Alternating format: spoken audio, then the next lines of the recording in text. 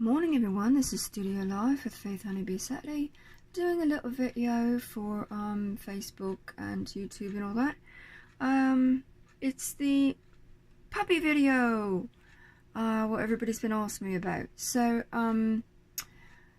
it's also the morning after Halloween night, so hopefully everybody got home safe last night and the animals were all safe and everybody had a really good time.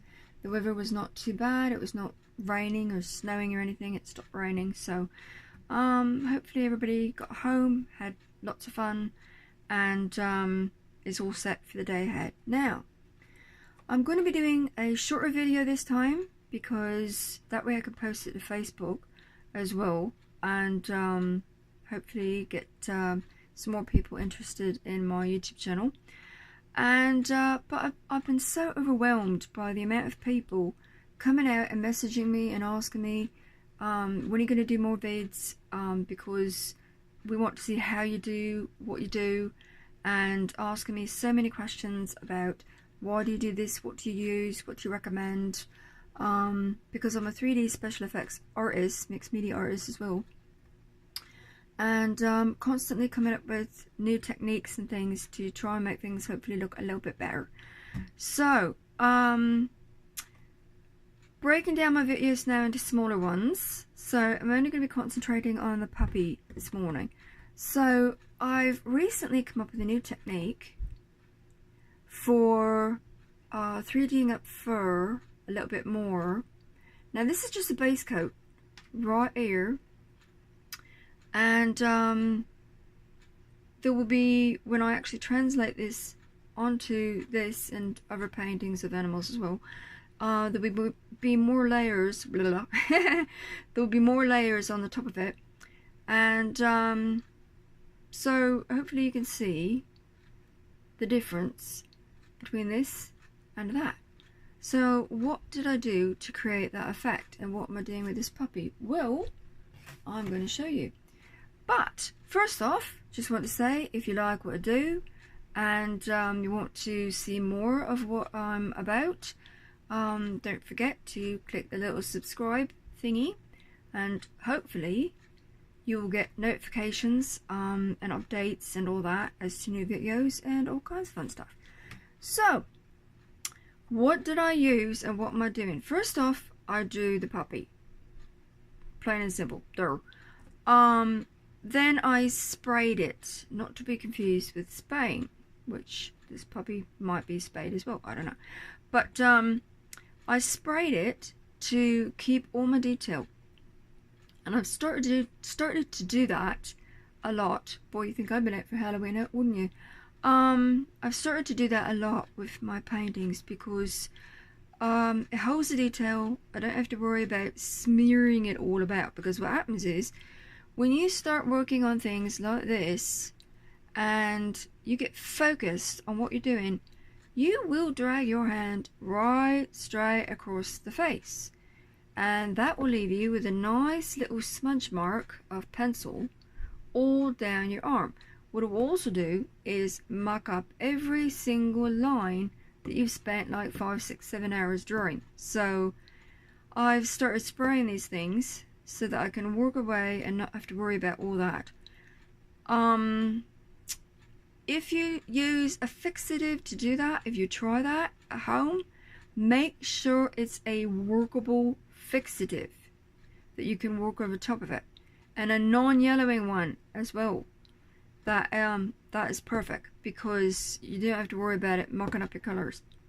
So what am I using? And hopefully you can see the detail. I'm going to show you this a little bit closer, actually. Oops.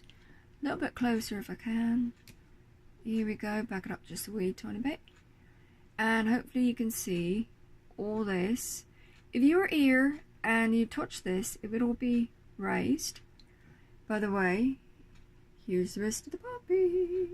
Ain't he cute? So here we go. Now I use a lot of things in what I do. Trying to get the little guy to sit straight. Thank you. Good boy. I use spackle, sometimes I use wood filler, sometimes I use modeling clay, sometimes I use wax, I didn't use any of those things to do this with this morning. Now I'm just going to double check this because I really don't want... Ah, that's the problem.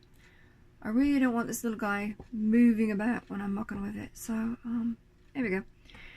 What did I use? Ta-da! Golden molding paste. Now, this is a new jar. So I'm going to be using that to show you what I'm doing because... There's a drawback with the molding paste, and I'll show you what that is. Look at that. If you don't use this stuff for a while, or if you leave the lid off of it for a little bit, it will go like this. So it gets really hard and you can't do anything with it. So you don't want to be doing that. I made that mistake before I started using the molding paste a little more often. So basically, what I'm doing... Now, this ear has been done with the molding paste and it's ready for the next step, which I've already started right here. This ear has not been touched. So what I'm going to do is take my grubby little mitts. Now, another drawback with this molding paste is you can apply it different ways to show different techniques and all that. If you apply it the way I'm doing, which is smoothing it out, and you rub it too much, it will flake. So you are limited in how much you can stroke this stuff, because you don't want it flaking all over the place, because that will come off in your paint when you're like layering stuff on top of it. So I'm trusting the luck. You can see what I'm doing. This bit is with my fingers, as you can plainly see.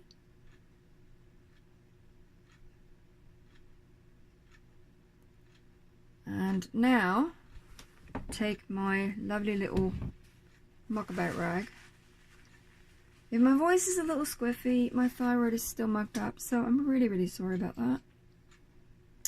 Toothpick.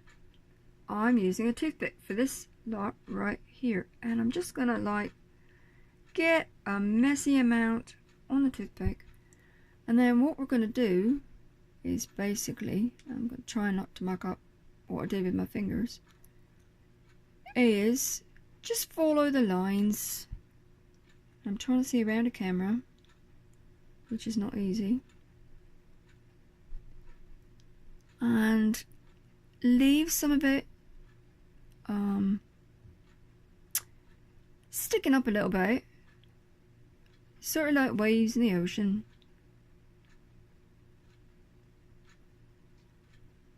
And that will dry.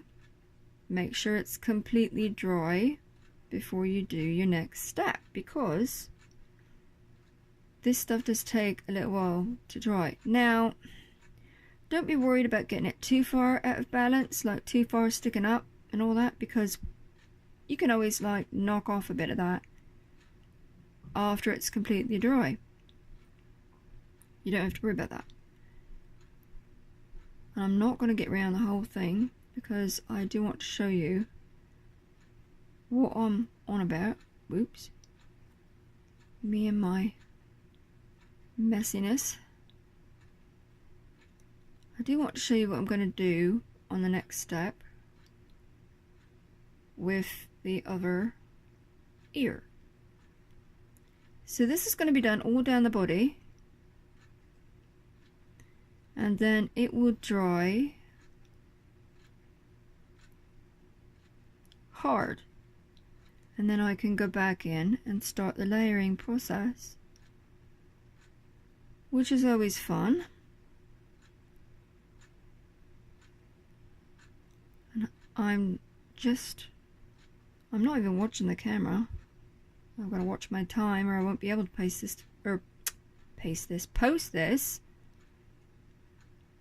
to Facebook. So I'm also a bit distracted because I've been running about to Dad's the last while, trying to sell some stuff off around there, so quite preoccupied. if you like what I do and you've got any questions for me, feel free to leave a comment. Or if you want to share something, feel free to leave a comment. But by all means, would love it if you would. If you like what I do and you want to keep watching, it would be great if you wanted to subscribe. That would be awesome. So I'm going to set this aside.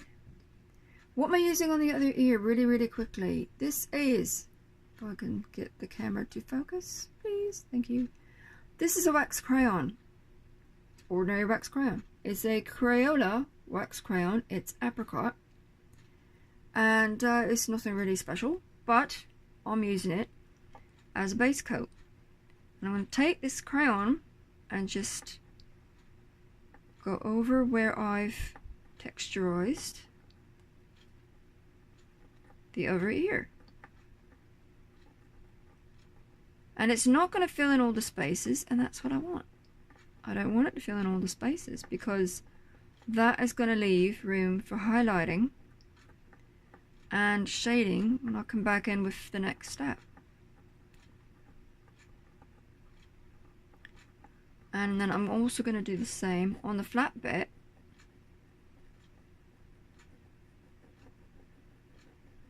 Up here. And again, it's okay if it doesn't color at all because that's what I want. But it gives it a nice color base and softens it up a little bit for when I come back in. And I will show you next time what I'm doing. And hopefully you were able to see this because I did it in quite the hurry this morning. I'm a bit pressed for time, but I did promise a lot of people this video. So shout out to Krista and Joseph and Paul and all the people so interested in what I do. So hope you like what I'm doing and keep watching, keep subscribing. Love you guys, you are so awesome, and hoping to get round some more videos really soon with some other paintings as well as this little guy. And just love you to bits. Have a great day. Take care. And thank you so much. Mwah. Bye bye.